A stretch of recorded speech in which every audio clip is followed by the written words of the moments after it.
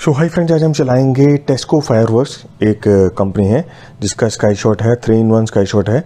इसका नाम है बास, BAAZ। और इसमें से 3 बॉल निकलेंगे, आप जैसे देख पा रहे हैं, वाइट, ग्रीन और रेड। सो जहाँ तक इसका प्राइस का सवाल है, 1300 रुपये लिखा है और हमें ये 150 रुपये का पड़ा है। और एक्सपायरी इसका है दिसंबर 2026। इसको ऐसा कुछ लगता है अपना बास, और इसको आपको चला के दिखाते हैं।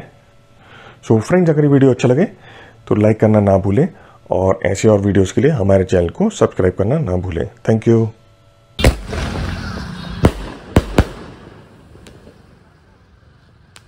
सो फ्रेंड्स, मुझे तो ये स्काई शॉट अच्छा लगा, आपको कैसा लगा जरूर कमेंट करें। Thank you. तो फ्रेंड्स, अगर आप सस्ते पटाखे लेना चाहते हैं तो हमारा क्रैकर शॉप टूर का वीडियो पे क्लिक करके जाके देख सकते हैं। सबसे सस्ते रेट आपको यहाँ पर मिलेंगे। सब्सक्राइब करें हमारे चैनल को हमारी वीडियो सबसे पहले पाने के लिए। Thank you.